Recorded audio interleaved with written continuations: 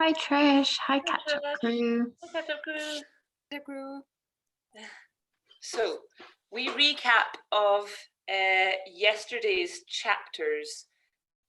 Felicity Montague has found herself in Edinburgh, in working in a bakery with a man called Callum, who was very nice but kind of boring, and she wasn't really interested in him. But he proposed, and she was like, "No, but I'll take that cream puff."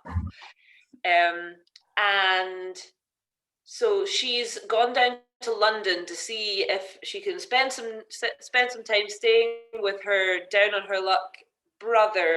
his luck brother. Yes, and his boyfriend. So Monty and Percy are down in London, and she's just arrived in their place, and she's hoping to apply for different places to go to school for becoming a doctor, for becoming a physician, and we're sometime in the 18th century. So, is there anything else that we need to recap? Callum chopped his finger off, which isn't that relevant to the story, but it did make Felicity the most interested in him that she'd ever been, because she had a real life medical emergency with no men to push her out of the way. Yes. Which I just think is good character setting, and I enjoyed that she was like, Callum was the most interesting he'd ever been.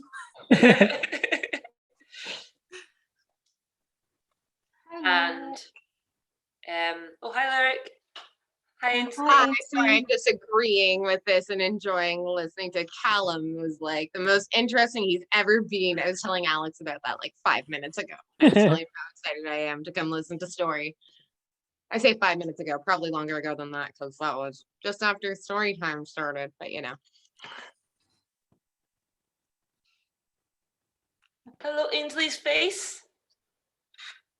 Hello. Just the underside of my chin. Oh, how's your paint doing today? I haven't looked at it. I was in the cellar, which is like a dirt floor cellar in our flat, and I knocked over a bucket of paint. Like, I was putting up a bookshelf during story time last night, and I went down to get raw plugs, and in the process of finding the raw plugs, I knocked over a bucket of primer. So I had a lot of paint on the floor, and I scooped most of it up and put it back in the bucket, and it's mostly like reusable. It'll be fine. It's just primer, so it doesn't need to be like a nice color. But like, I haven't looked at it, and I'll probably have to like pull the floor. Like, there's like weird felty stuff on the floor that I'm just gonna probably have to replace, because the paint is probably gonna make a mess of it. I've ignored it today. Oh. Hopefully eventually it will dry. Oh. But the reason for the primer is looking good. The room is mostly painted. I put the bookshelf back up. It's very exciting. Hey. Tiled the fireplace. Shit like that sounds cool. Mm. You tiled the fireplace. Well, we had a previous fireplace that some previous owner of the flat had bricked up. So we opened it up, and so there was just like the opening with just like exposed brick, which isn't the kind of pretty exposed brick that you want to show, because it was uneven and different colors and all sorts of things that like make it look a bit too industrial. So we plastered it, and then I put really nice tile into the opening. So yeah, I love my tile. It's gorgeous. Yeah, it's like a nice little glass mosaic tile that's like looks sort of marbly white, and it's gonna be really pretty.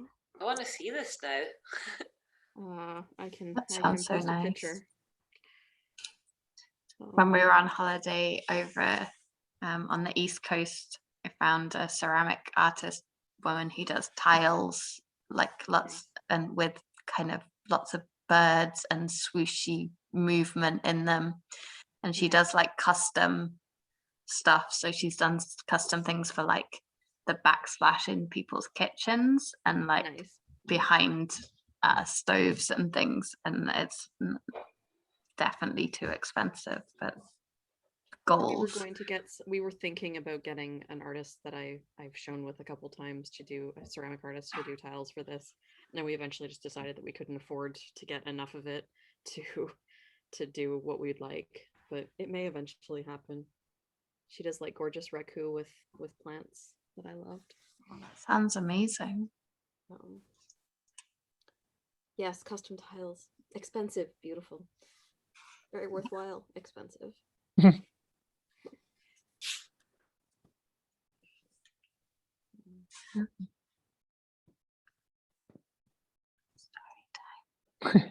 Maybe one day the DIYing will be done. It won't be. Ever. It won't ever be done. Has Bina taken over Katie's role here? I think so. I've been enjoying it. It's really fun. It's really fun. I really like doing it when you were the reader, Peta. I'm like, yeah. Story time.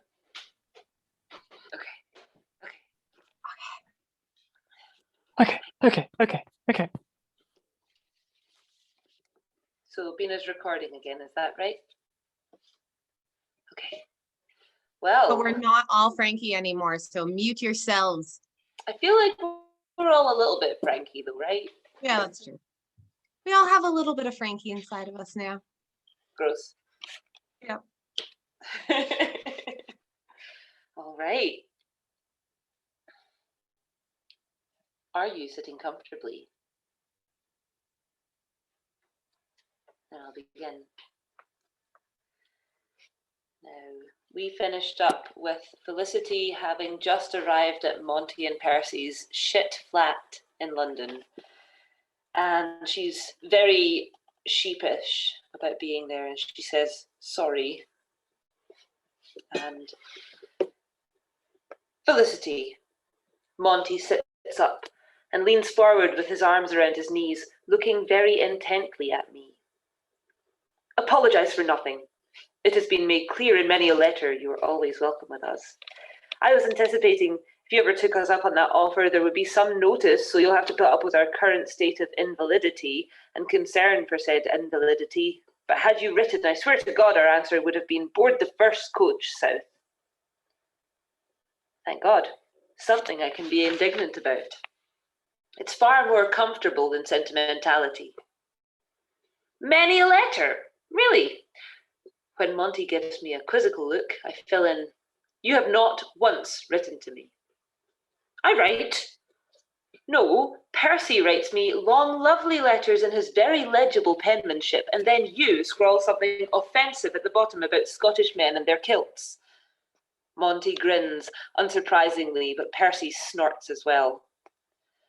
When I glare at him, he pulls the quilt up over his nose. Don't encourage him. Monty leans over and gives a gentle nip at Percy's jaw, then presses a kiss to the same spot. Oh, he loves it when I'm filthy. I look away, right at a pair of trousers tellingly discarded upon the floor, and resign myself to the fact that their affection is unavoidable, particularly if I'm to be staying with them. Are you two still nauseatingly obsessed with each other? I thought by now you'd have mellowed. We remain completely unbearable. Come here, my most dearest darling love of loves. Monty pulls Percy's face towards him and kisses him on the mouth this time, sloppy and showy. And somehow he manages to look at me the whole time as if to convey how smug he is about making me uncomfortable. That initial fondness I felt towards him has already begun to rot like an overripe melon. I can resist the eye roll no longer, though I fear for my vision as soon as I look to the ceiling. It seems to be peeling off in chalky lumps. If there is a piece of this flat that isn't playing skip rope with the line between habitable and condemned, I have yet to see it. I will leave. When they pull apart, Percy at least has the good sense to look sheepish about the show. Monty just looks obnoxiously pleased with himself. Somehow his dimples are even jauntier than I remember them. He's showing off, Percy assures me. We never touch each other. Well, please don't start for my benefit, I reply. Come here, darling, and we'll give you a cuddle as well. Monty pats the bed between them. A proper Monty Percy sandwich. I give him a sweet smile in return. Oh, darling, I'd rather set myself on fire. It has taken me, admittedly, a time to reconcile the idea that Percy and Monty seem to have found honest affection for each other in what I was taught was the sin of all sins. Perhaps the distance helped, or at least gave me space to ponder it and make my peace with it, and move from cringing tolerance to something nearer to understanding that their love is probably truer than most of the pairings I saw growing up. Anyone who put up with my brother certainly would not be doing it unless they really, sincerely loved him. And Percy's the sort of decent lad who actually might. When stripped of the illegalities and the biblical condemnation, their attraction is no stranger to me than anyone's attraction to anyone. Percy nudges the side of Monty's head with his nose. You should get to work. Must I? He replies. Felicity just arrived. I perk up in a way that I'm certain makes me look more squirrel-like than is flattering, but I can't resist a taunt. It's owed him after that clogged drain of a kiss. I'm sorry, Percy, I'm not sure I heard right, but it sounded like you said work, which would imply that my brother has tricked somebody into employing him. Thank you, I've been consistently employed since we arrived in London, Monty said. Percy coughs and he adds, somewhat consistently. I follow Monty around the partition, perching myself at its edge so I can keep them both in my conversation, as Monty starts pawing his way through the trunks. May I guess what sort of employment you're rushing off to? You're a horse jockey.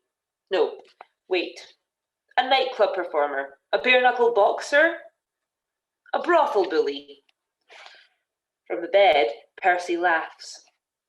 He'd be smaller than most of the tarts. Ha ha ha! I won't have you two ganging up on me while you're here. Monty surfaces from a trunk with a jumper that looks like it was vomited up by an aging house cat and wrestles it over his head. I'll have you know, he says as he fights to get his hands through the sleeves, that I have a respectable position in Covent Garden.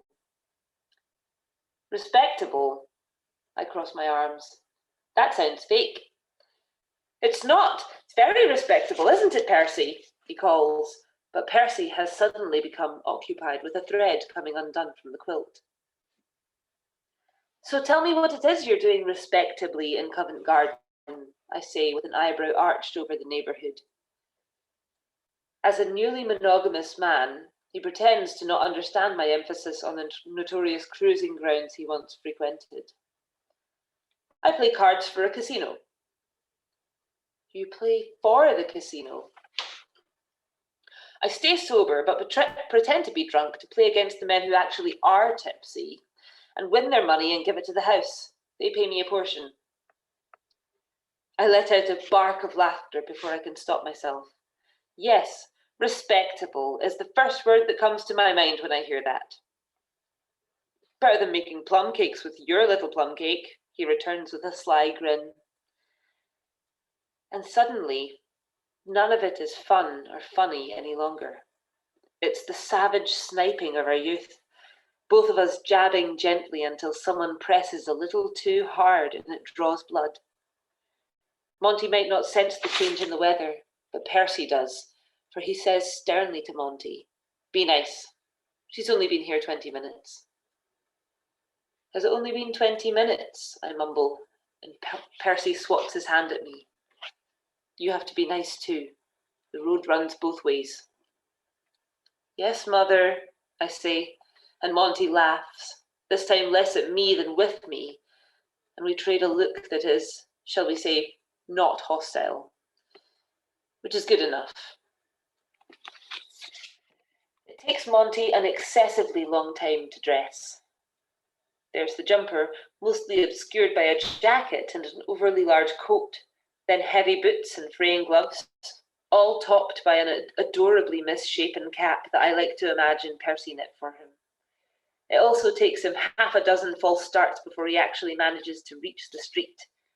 First, he has to come back for his scarf, then to change into thicker socks, but most times the thing he comes back for is one more kiss with Percy. When Monty finally leaves in earnest, The whole building seems to tip a bit more westward when the door slams behind him. Percy smiles at me and pats the spot on the bed beside him. You can sit down if you like. I promise I won't try to cuddle you. I perch myself on the edge of the bed. I'm assuming he's going to dive face first into an interrogation on the subject of why exactly I have made my bedraggled appearance on their doorstep, begging for shelter. But instead he says, "Thank you for the paper you sent." I was so prepared to make protestations that my surprise visit to London is not a sign of the impending crisis that I turn a bit too hard into the subject. Wasn't it fascinating? I mean, it's annoying that he calls it St. Valentine's malady, the whole bleeding paper, but it's brilliant how many physicians are advocating alternatives to bloodletting and surgeries, particularly for a disease like epilepsy, where we still don't have much of a real idea where it originates. And his footnotes about the unlikeliness of epilepsy having any relation to illicit sexual desires was gratifying. That isn't often acknowledged. But the whole idea of a consistent preventative dose of pharmaceuticals rather than treating in a moment of crisis, preventative rather than prescriptive.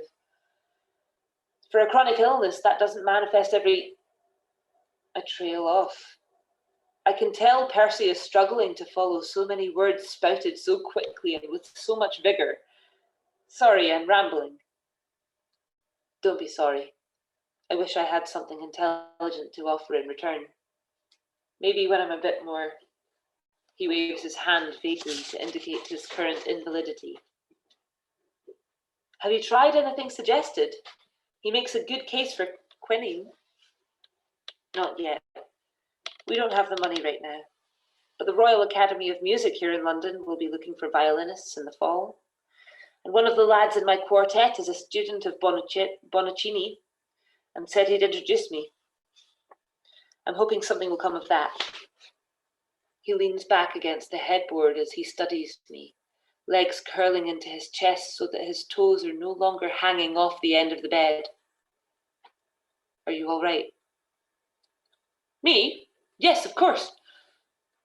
Because we are very happy to see you, but your arrival seemed rather unplanned, which would cause a concerned party to wonder if you had left Edinburgh in some kind of distress. It would give cause, wouldn't it? I hope my casual tone might stall him, but he goes on staring at me and I sigh, my posture sinking into the very unladylike slouch. Mr. Doyle, the baker, you know, the one I work for. Percy nods, and I continue with great reluctance. He has expressed an interest in someday making a proposal of marriage for me. I expected some fantastic start, the same sort of surprise that struck me when Callum made the actual ask. But Percy's face hardly changes. How very clinical. You don't seem surprised. Should I be? Were you? Yes! How did you know? Because of everything you wrote about him. Unmarried gentlemen don't pay young ladies that sort of attention unless they have long-lasting plans. Though I suppose you Montagues are first rate at not noticing when someone is smitten with you. He might mean for it to make me laugh, but instead I take a strong interest in picking at the pills of wool on my skirt where my rucksack rubbed. You don't sound very excited. Well, considering that after he asked me, I immediately booked a carriage here and wrote to St. Bartholomew's about an appointment with the hospital governor's board, I can't say that I am. I thought you liked Callum. These woolly little bastards are really clinging. I catch the ragged edge of my thumbnail in the grain of the material and pull up a loop of thread. I do. He's kind, and he makes me laugh. Sometimes. If the joke is clever, and he works very hard. But I like a lot of people. I like you. Doesn't mean I want to marry you. Thank God, because I'm spoken for. I'm resisting the urge to fall face forward into the bed. I would have been more likely to indulge had I not been concerned that the mattress would offer no give and that I'd be left with a broken nose.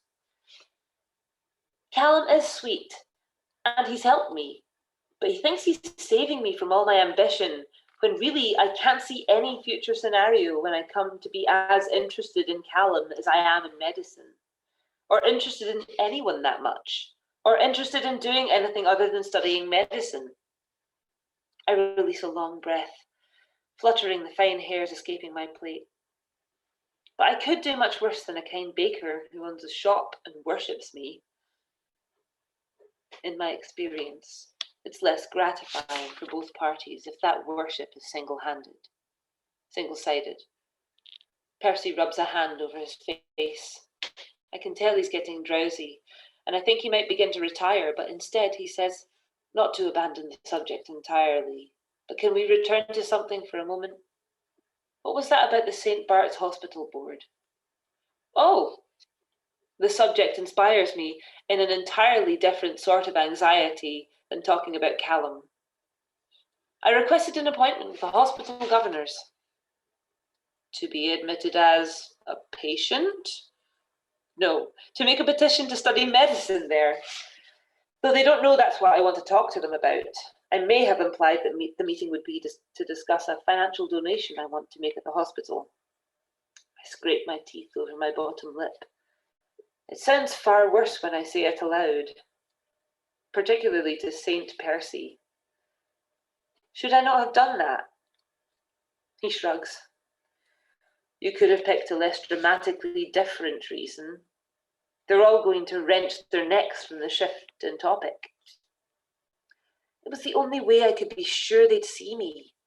Nowhere in Edinburgh will have me as a student. Not any of the hospitals or the private physicians or teachers. I'd have to leave eventually if I want schooling and a license. I let my head fall forward so that it's resting against the headboard of the bed. I didn't realize it would be so hard. To study medicine? Yes, I think, but also to be a woman alone in the world. My character was forged by independence and self-sufficiency in the face of loneliness. So I assumed the tools for survival were already in my kit. It was just a matter of learning to use them. But not only do I not have the tools, I have no plans and no supplies and seem to be working in a different medium entirely. And because I'm a woman, I'm forced to do it all with my hands tied behind my back.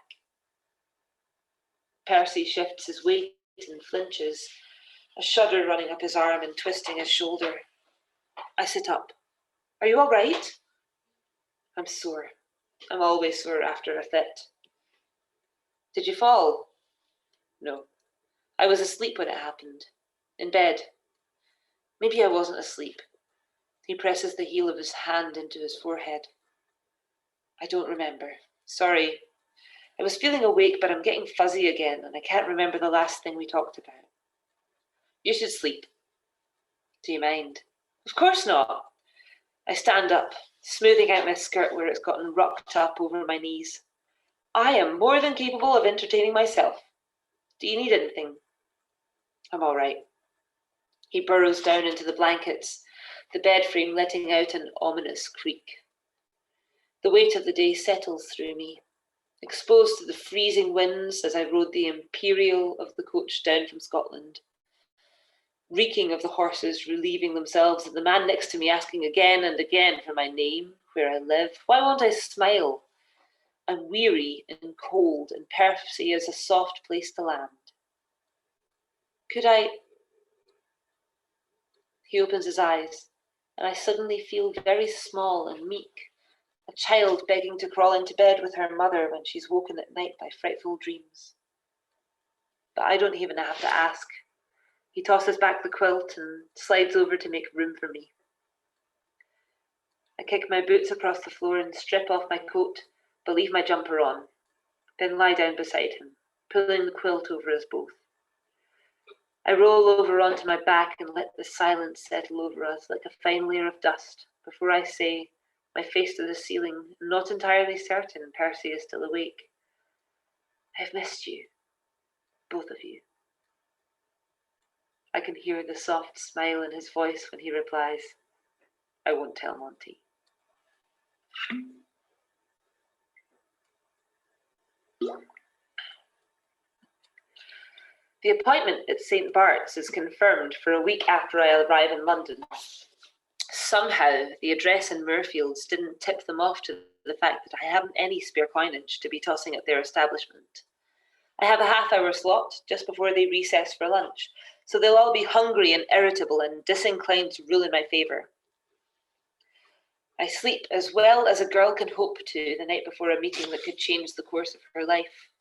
Which is to say, I do not sleep at all, but rather lie awake for hours mentally reviewing the process of lancing boils like they might quiz me on that one very specific thing I just happened to study, and trying not to let my thoughts spin into hypotheticals of where I would live if they did admit me, or how I'd pay the £50 tuition, or what I would do if my tutors did not subscribe to an anatomist physiology or anatomist philosophy. When I do fall asleep, it's into dreams of missing my meeting time, or my feet turning to stones as I race towards the assigned room, or the board asking me why I should be allowed to study medicine, and I cannot come up with a single coherent reason.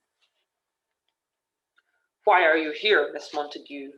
they ask, and I can't reply because my throat is clamped shut and my head is empty. "Why should you be admitted here when you're just a girl, and you're just a child, when this is all just a silly passing fancy?" The third time I wake from this particular dream, I get up. Monty isn't home yet, and Percy is dead asleep beside me with his head all the way under the blanket. So I risk lighting a candle from the smothering ashes of the stove. I retrieve my book of Platt's treatise from my knapsack and rip out the final blank page. Then, with a pencil from Percy's music stand, I sit cross-legged on the floor at the foot of the bed and begin to make a list. Reasons I should be allowed to study medicine at St. Bartholomew's Hospital. First, women comprise half the population of this city and the country and have unique afflictions of their sex that male physicians are incapable of understanding or treating effectively. Second, the perspective of a woman on the subject of medicine is an untapped resource in a field dedicated to progress.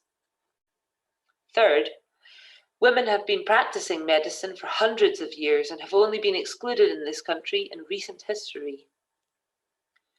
Fourth, I can read and write Latin, French, and some German, in addition to English. I am skilled in mathematics and have read widely on subjects related to medicine. My favourite writer is Dr. Alexander Platt, and if you were to present me now with pen and paper, I could draw you a map of the bronchial tree from memory. Also, I recently mended a gentleman's amputated finger with no prior schooling on the subject, and he is expected to recover entirely. Fifth, I want nothing else in the world so much as to know things about the workings of the human body, and to improve upon our knowledge and study of them. I frown at the last one. It's a bit overly sentimental, and will do nothing to make a case for the stout heart of a woman. It is also not entirely true. I do not want to know things. I want to understand things. I want to answer every question ever posed to me. I want to leave no room for anyone to doubt me. Every time I blink or breathe or twitch or stretch, every time I feel pain or awake or alive, I want to know why. I want to understand everything I can about myself in a world that often makes no sense, even if the only things to be known for certain are on a chemical level. I want there to be right answers, and I want to know them, and myself because I know them. I don't know who I am without this. That's the truest thing I could say. Half my heart is this hunger. My being is constructed by an aching to know the answers to every mystery of the frail ligaments that connected us to life and death. That wanting feels a part of me. It has seeped into my skin like mercury injected into a vein to trace its shape through the body. One drop coloured my whole being. It is the only way I can see myself. This, I remind myself, is a fresh start. A new city. Another place to try again and prove that I deserve a spot in this world. I write that at the top. Not for the board, but a reminder to myself. You deserve to be here. There's a crash and a curse on the other side of the partition. I startle so fantastically that I accidentally poke the tip of the pencil all the way through the paper, skewering the final E and here. Monty, I hiss from behind the partition with my candle raised. I make out the shape of my brother, bent double, massaging his kneecap, which, judging by the clatter, he slammed into the stove. This flat's a bloody death trap, he says, words fizzing through his clenched teeth. What are you doing? It's 4 a.m. I look down at the paper, mashed between my hands. I'm thinking. Can you think in bed with the lights out so I can sleep? Yes, sorry. I crease the paper and shove it into the pocket of my skirt hung upon the partition. Monty watches me, one hand still rubbing his knee. What were you writing? Nothing of consequence. The list suddenly feels silly and small, the sermon of an idealistic missionary who has yet to accept that no one cares about her gospel. Just some notes for my appointment. Are you nervous? Of course not, I reply. Just wanted to be prepared. I blow out the candle and return to bed before he can ask any further. I can hear him rooting around the flat for several minutes longer, dressing for bed. He pauses on the other side of the screen, and I hear the crunch of unfolded paper. There's a silence, then another rustle as it's returned into place. I don't get up, and he doesn't say anything to me as he gropes his way to bed through the darkness and curls up on Percy's other side. He's snoring in minutes, but I lie awake for hours longer, counting the beats of my heart and repeating to myself over and over, you deserve to be here. When I wake again, the morning light flitting in through the cracks in the walls is the warm gold of a soft-boiled egg. At my side, Percy is curled up with his knees pulled to his chest and Monty's head still swathed in that ridiculous slab of a hat resting on his chest. It's the same way we sometimes slept together on the tour, the nights we all three shoved ourselves into lumpy beds in dodgy inns or laid out beneath the white poplars in farmer fields, blushing with lavender. I try to make my rising quiet, though the floorboards render that impossible. The whole flat seems to be conspiring against me, for I immediately run into the screen, and it nearly collapses.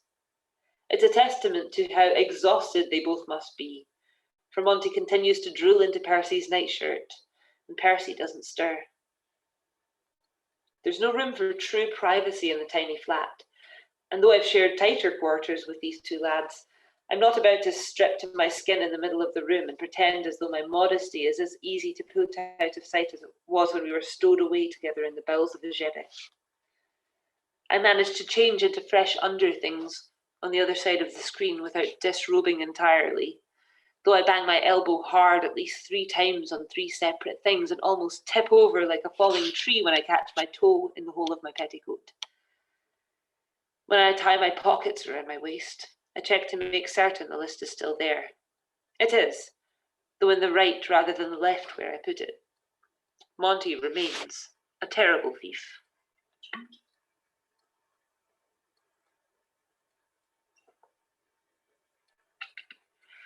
The stove is still warm from the night before, but nowhere near enough for it to do anything useful like boil water for coffee or thaw me under the jumper.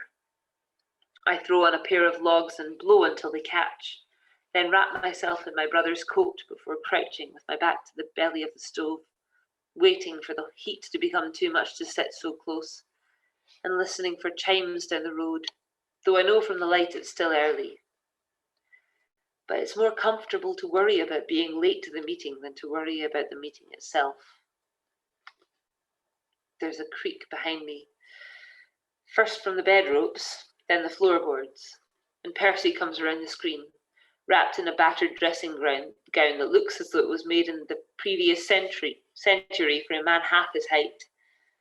His hair is puffed up on one side and flat on the other, and his face is heavy, like he's still waking himself. "Good morning," he says. I press a finger to my lips with a meaningful look at where Monty is still asleep, now spread over the entirety of the bed, like he was dropped there from a great height. Percy waves me away. He's lying on his good ear. He'd sleep through the end of the world. "Oh, well then, good morning. Better today?" "Much." He sits down cross-legged in front of the stove, his shoulders curled towards its warmth. "Why are you up so early? I thought your meeting wasn't until 11. "Just gathering my thoughts." I resist the urge to reach into my pocket for the list again. "You?" "My quartet is playing at a luncheon today, and I actually think I might make it through the entire concert without vomiting." "Oh, good." I don't mean to sound upset, but it comes out with a bit of a wilting end. It isn't that I expected him or Monty to come along with me. The most they could offer is silent encouragement from the back of the room. And I've always known I would be doing this alone. Everything I've done up to this point has been alone, but disappointment still knocks against my ribcage. "That's all right." Percy looks up. I had waited too long to say it, and also he hadn't been apologising for anything. I shoved down that annoying disappointment, chiding it that it has no business being here. "Nothing." I smile at him, then push myself to my feet. "Let me make you coffee before I go." I give myself an hour to walk to St. Bart's, though it's only a mile, in addition to a half hour to sit anxiously in the hallway before the scheduled time of the appointment. Percy sees me off at the door with more affirming words, but no hug or even a pat on the shoulder. Thank God for friends who learn to speak to you in your own language, rather than making you learn theirs. I'm already on the street, hood pulled up and hands jammed into my muff and trying to remember to breathe when I hear the door to the building slam behind me. I turn as Monty stumbles down the stoop, trying to lace one of his boots while still moving forward and doing neither effectively. "Sorry," he calls, as he staggers towards me. "I swear, I was going to be up on time, but I didn't think you'd be leaving so goddamn early." "What are you doing?" I ask. He gives up on the boot and jogs to catch me up, laces dragging in the mud. "I'm coming with you. Someone should make certain you don't get arrested." He's still got that little tea cozy of a hat on, and he reaches up to pull it down so it's covering his scars as much as possible without it impeding his vision. He notices me staring at it and says, "Should I have worn a wig? This seems now like it might be a wig-wearing sort of gathering. I've got one upstairs, I can go fetch it. But it's been growing mold since the fall, and I assumed that wasn't the sort of impression." "Thank you," I interrupt. He pauses. "For not wearing my mouldering wig?" "Yes, definitely for that. But thank you for coming." He scrubs his hands together and gives a short puff on them for warmth. Percy would too if he could, but he's missed too many shows this week, and epilepsy is, in professional medical terms, a son of a bitch. I nearly laugh, but then he'll be pleased with himself, and if I have to see those dimples this early, I might punch him. We fall into step together, or rather, as into step as a pair can on these ragged roads. I dart around a puddle of what I'm fairly certain is piss gathering in the frozen rut of a wagon wheel, then duck around Monty so I'm not on his deaf side. "You really think I'd let you do this alone, you goose?" he says as we walk. "It's a lot to take on by yourself. I've taken on a lot by myself, I reply. I'm not saying you're not capable, but it's nice sometimes to have someone to cheer you on. Metaphorically, he adds quickly. I promise I won't do any actual cheering, even though it's tempting because of how much it would embarrass you. I glance sideways at him, and he looks at me at the same time. The corners of his mouth start to turn up in the sly triumph of having caught me in a moment of sentimentality. But I toss my head back so my hood shields my face before he can say anything. That hat is idiotic. I know, he says. Percy made it for me. I didn't know Percy knew how to knit. He doesn't, Monty replies, and the brim of the hat falls in front of his eyes as though it's emphasis. I'm glad you've got Percy, I say. So am I. As we cross the square, the caving tenement houses open into grey sky. The light is a slick sheen over the muddy streets like the scales of a herring. And don't be cross at me for saying this, but I wish you had someone too. I worry about you. You do not. I do. He dodges a stream of brown water dumped from a high window, and our shoulders bump. Ask Perce. I wake up in the middle of the night in panic about my lonely sister up in Scotland. I'm not lonely. I didn't think I was either. I shrug, so my cloak falls closed in front of me. Do you want to marry Mr. Doyle because you think I need a man? Do you want me to marry Mr. Doyle because you think I need a man to protect me or complete me? I'll pass on that, thank you very much. No, he says. I just wish you had someone cheering for you all the time because you deserve it. We stop on a street corner, waiting for a flock of sedan chairs to cross the road ahead of us, their footmen calling greetings and japes to each other as they pass. Love has made you terribly soft, you know, I said to him without looking. I do, he replies. Isn't it grand?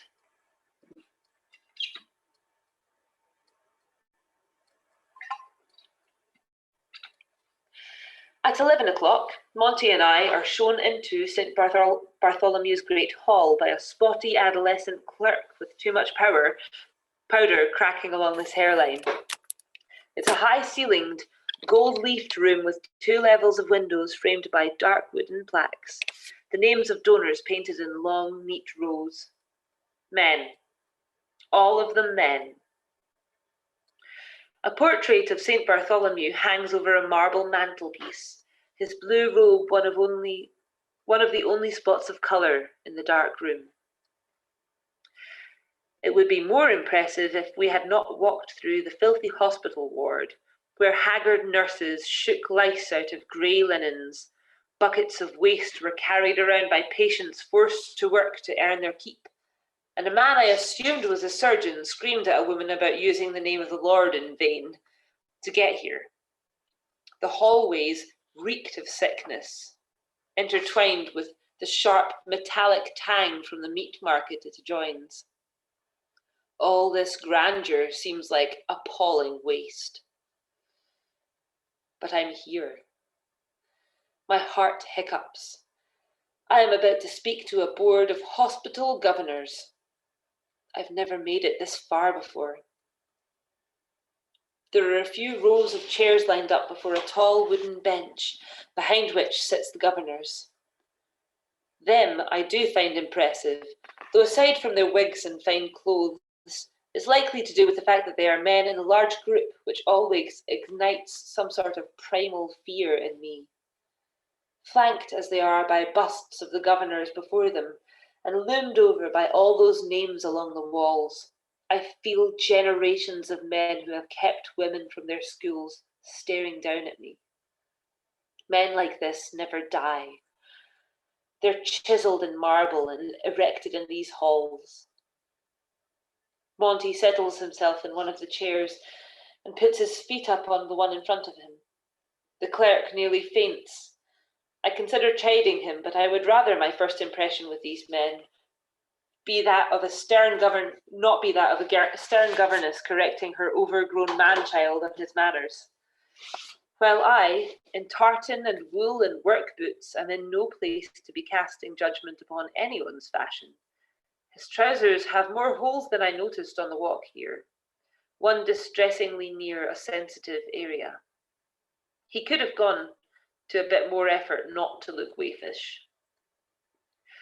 I lay my winter things over the chair beside him, fish my notations out from my pocket, and resist the urge to wear out all of my anxiety on its corners as I take my place before the board, none of whom look at me. Rather, they're speaking to one another or going through the forms in front of them. One is discussing what he's going to eat for his luncheon today.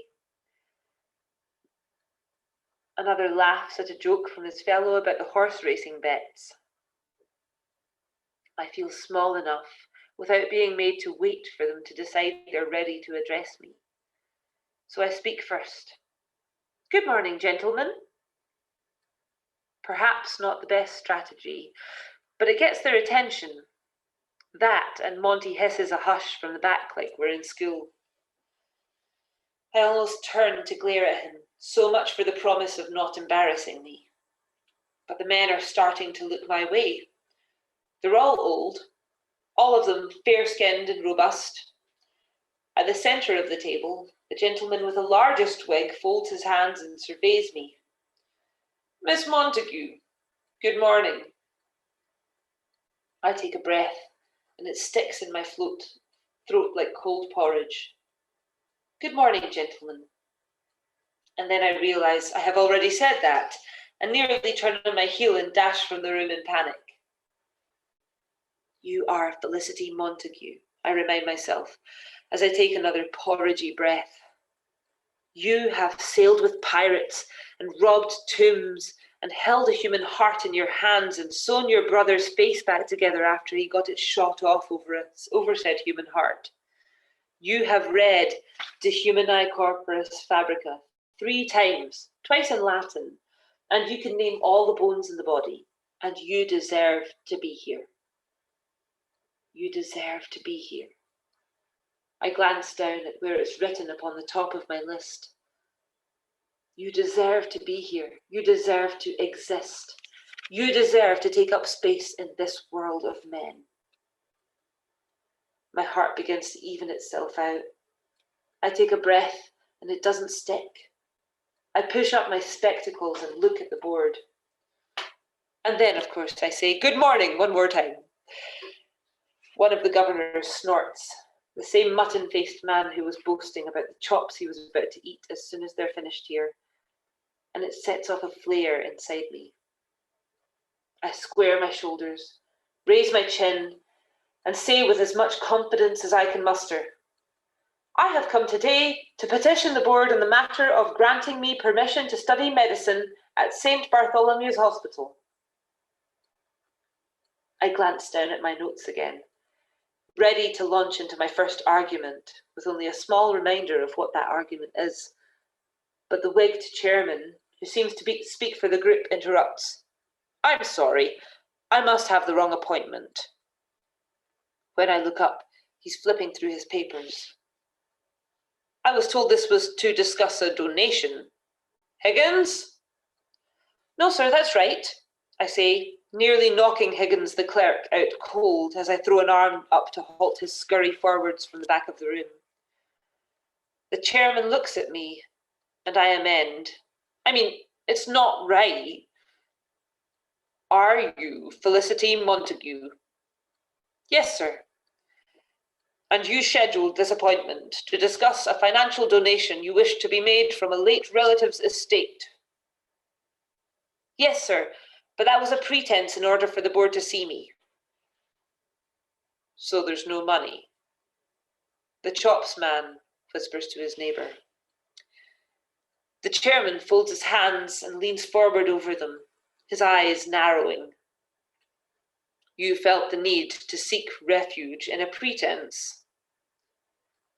Only because I have made appeals to several different boards at several different hospitals and not been granted permission to make my plea. And what plea would that be? I resist the urge to glance down at my paper, just for somewhere to look that isn't into those hawk black eyes of a man who has never been denied anything in his life. I would ask the board's permission to be granted a chance to study medicine at the hospital with the intention of obtaining a post and license to practice. I had expected laughter from the board. Instead, they're looking back and forth at one another, as though questioning whether the others are also seeing this terrier of a girl who dares to ask them for the moon, or if she's simply a figment of their pre-luncheon hunger pangs. I can show her out, sir, Higgins says, and I jump. Somehow he snuck up to my shoulder without my noticing, and is already reaching to take me by the arm. Not yet, the chairman replies. My fist closes involuntarily around my notes, crushing them. That yet raises my hackles, as though my being thrown out from this room is merely a matter of time. Miss Montague, he says, his tone the auditory equivalent of looking down his nose, which he is also doing as he's seated higher than me. Why do you think that you have previously been denied a chance to petition a hospital board on this matter? It's a snare of a question, one that I know I have to walk into, or he'll lead me in circles until I trip it, and I'd rather not be led anywhere. My chin rises. If I raise my head any higher, they'll be staring up my nose. And I say, because I'm a woman. Precisely. He looks down the bench and says, so, that's our recess, gentlemen. We'll reconvene here at 2. The men begin to stand up, reaching for their cloaks and gathering their cases and papers, and all talking at full volume. I feel Higgins behind me, closing in to make good on that yet. He actually gets his bony little fingers around my arm this time, but I shake him off before he can get a good grip. I take a few steps forward and say as loudly as I can without shouting, "You haven't heard my case."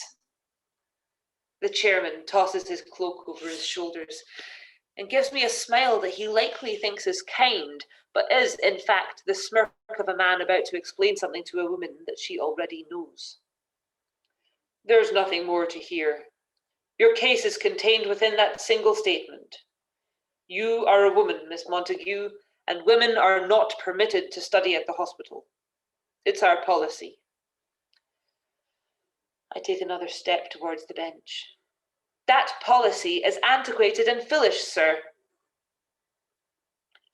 Antiquated is quite a large word, madam, he says. So it's patronizing, I think, but bite my tongue. Most of the board is listening again now. I have a sense that more than anything, they're hoping to have a good story to share at the pub, but I'll take any attention I'm offered. Have you previously studied medicine at a hospital or academic institution?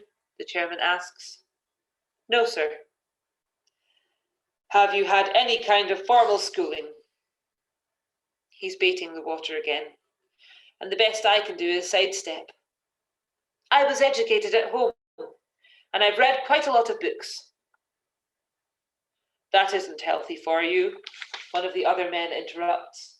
Reading in excess causes the female brain to shrink.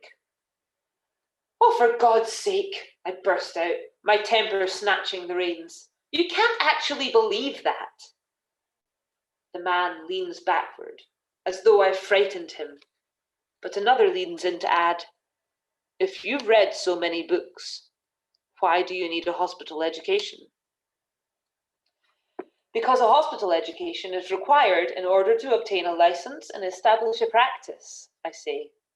And because reading Alexander Platt's treatise on human bones is not adequate preparation for setting a broken leg when the wound is bloody and the bone is splintered under the skin and already starting to fester with gangrene. I had hoped Dr. Platt's name would conjure something closer to adoration among the men, but instead, A low murmur ripples through them.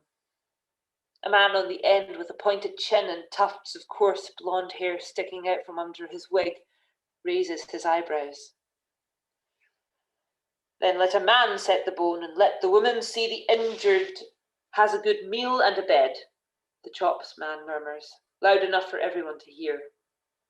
There's a smattering of laughter from these men with clean fingernails who hardly know the colour of blood. The chairman flicks his gaze in their direction, but does nothing to silence them. Miss Montague, he says, his eyes returning to mine. I have no doubt that you are very bright for a young lady.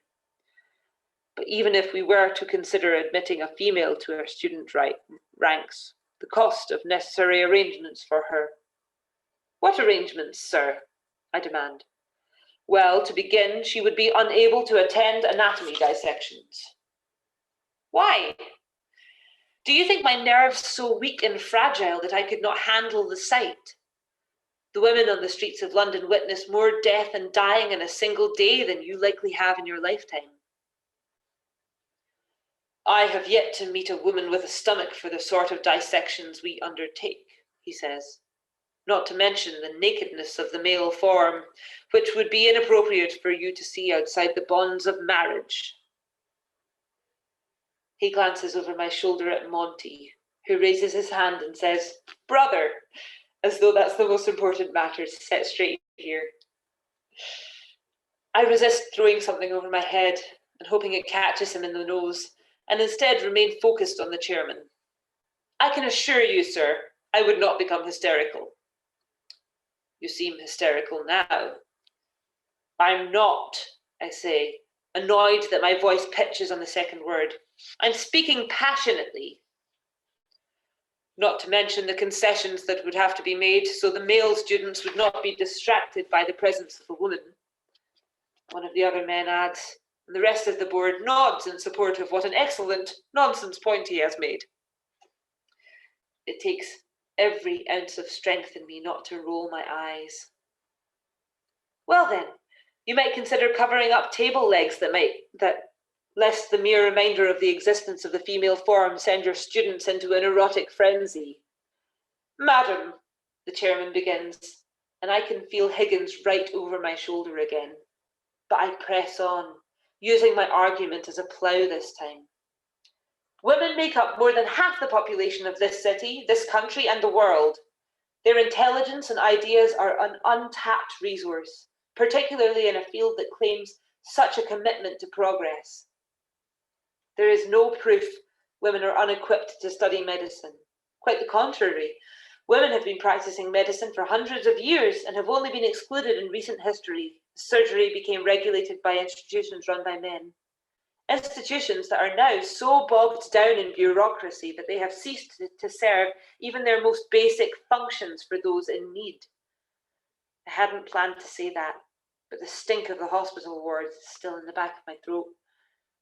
The chairman's eyebrows have risen so high they're about to disappear under his wig. But I press on. You make money off the poor and the sick. You charge them to take up space in your hospital wards. You make them work to earn their keep so less salaried staff is required. You charge absurd amounts for treatments you know don't work so that you can fund research you refuse to share with those who need it. It is perhaps not the wisest thing to insult the institution in which I am standing, but I've so much rage bottled up inside me about so many things, and it's all pouring from me in a spurt, like shaken champagne violently uncorked. In addition, I say, there are elements of feminine health that male physicians are not equipped to address and have made no attempt to understand or improve treatments for. Would you deny your mothers and sisters and daughters the most effective medical care?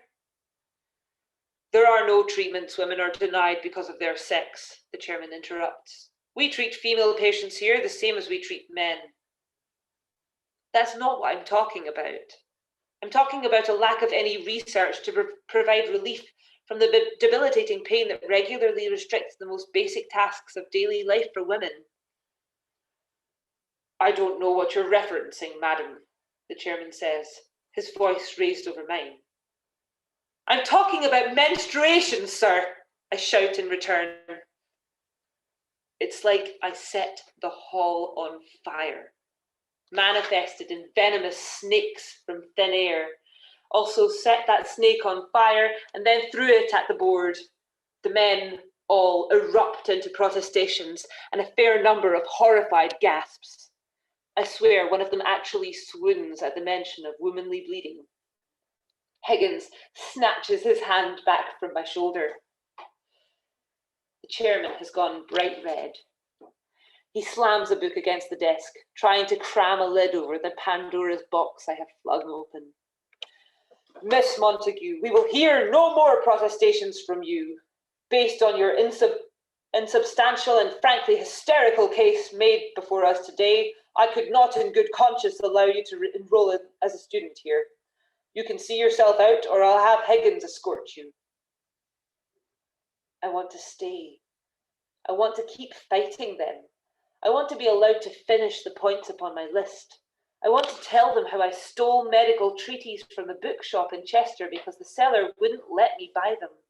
How I cut the pages out so carefully and reconstructed them into the binding of Eliza Haywood's amatory fiction to hide what I was actually reading after my mother found a copy of an anatomical exercise on the motions of the heart and blood in animals in my bedroom and thrown it in the fire without a word to me. How sometimes the only reason I feel like I belong to myself and not the world is because I understand the way my blood moves through my body. I also want to cry or shout that I hope all their genitals sprout wings and fly away, or perhaps travel back in time to the start of the meeting and go about this whole thing differently.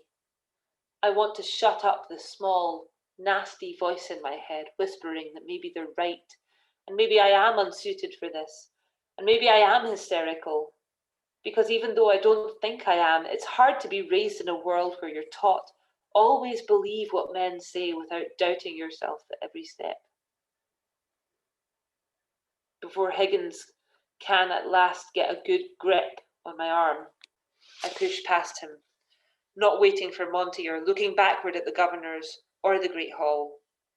I've never wanted to be away from somewhere so badly in all my life. Outside, the winter air is a welcome slap across my burning face.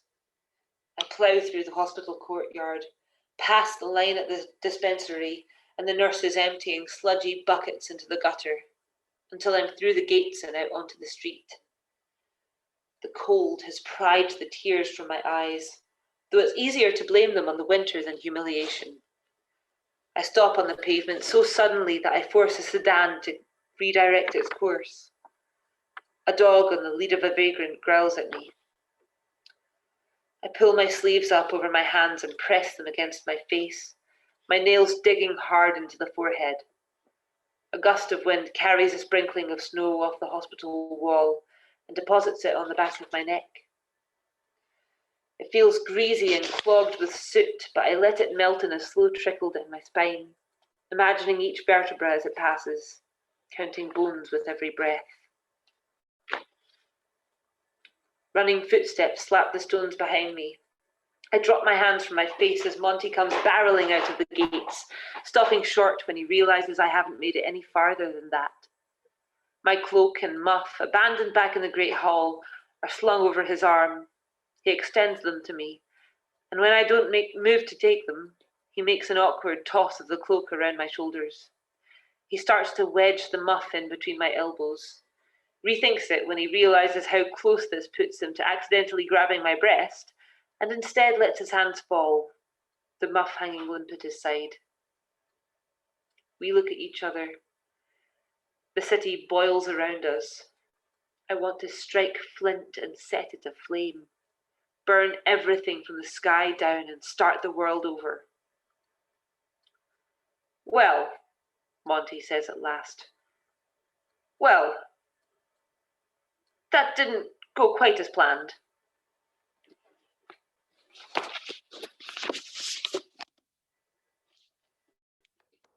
That is awesome. I love. Thank you. It's so good. If you don't finish reading this, Tess, I need to buy it. But also, please read it, Tess. I love how you read it. Holy shit. Really? You Yeah, read it it's properly. Mm. I love it. Rory's given me some tips on how to do character voices that I need to put into action. So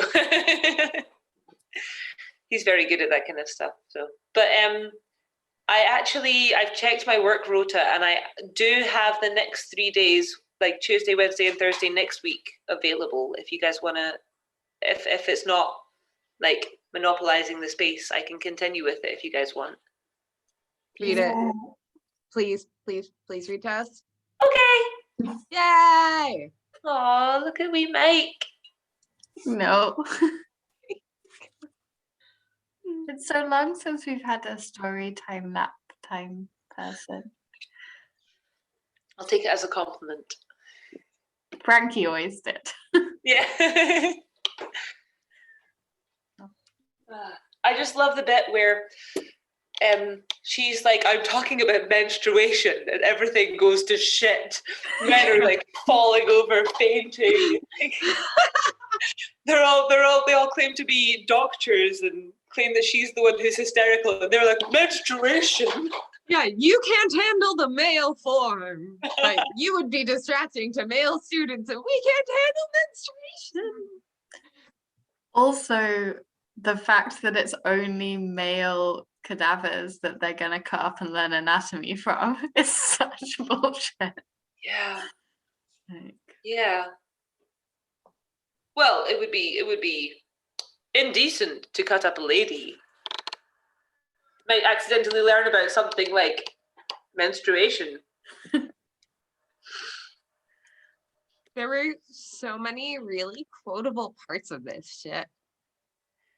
Okay, to way backtrack to early on when she's tired after the way there, and she talks about the man next to her asking her name, where I live, and why won't I smile. Yeah. Whew. You can only imagine how bad that must have been in the 1700s.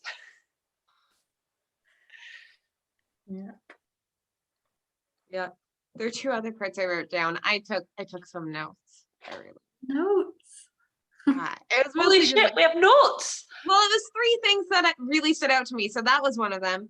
The other one was when she's talking about why she wants to go and get into medicine. And there's a last one, and she's like, that's kind of a lie. I don't want to know things. I want to understand I things. love that. That's such a good quote. Yeah, for sure. Yeah, I definitely get that.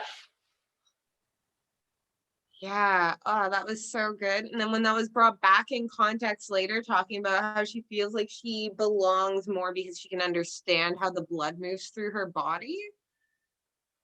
Yeah. Yeah. Like, that's kind of creepy seeming to me, but also, yeah, that's Definitely an element of like understanding the mechanisms by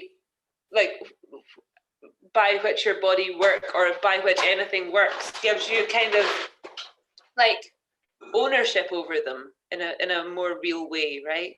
totally. It makes perfect sense to me. I mean, I think that's why knowing about menstruation is such a big thing. It's huge. Also, I don't know who shared it recently, but did any of you see the thing that's basically the way we're taught about how sperm works and fertilization works is just total bullshit? Dara shared it, and it's really good, and it blew my mind. And like, my sister's a gynecologist, and I didn't know that. What is it?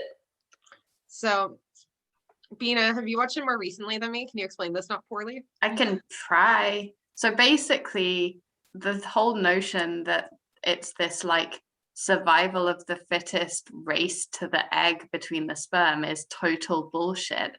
And actually, like, the woman's vaginal channel and like everything does so much more of the work and stores sperm in like little areas and releases them gradually and like sorts them out so the bad ones get sorted out by by the body, and it's And that definitely egg's like a fucking honing signal. It sets off a honing signal once it implants itself to draw the sperm closer towards it. So it's not like they're swimming blindly. That egg's like trying to attract very specific sperm. Wow. So there's like a lot of like biological mechanisms that are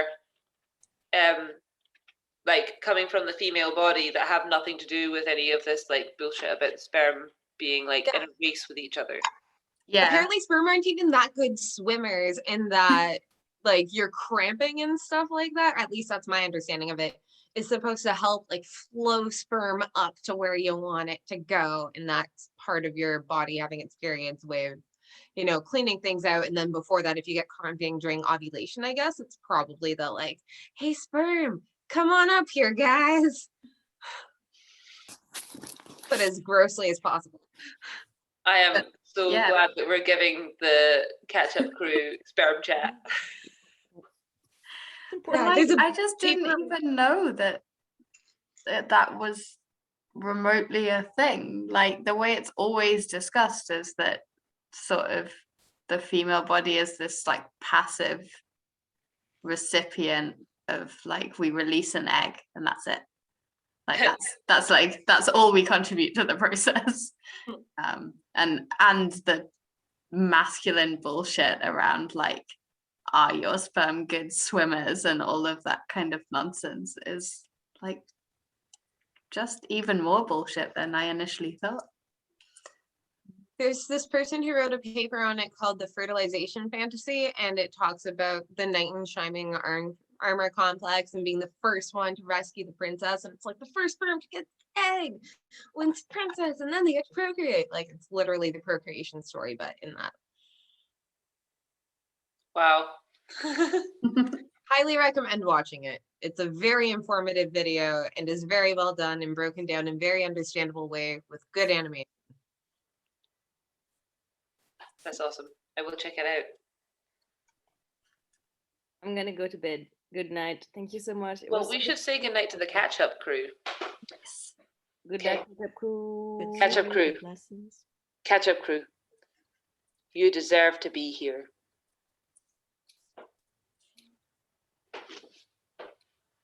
The catch-up crew.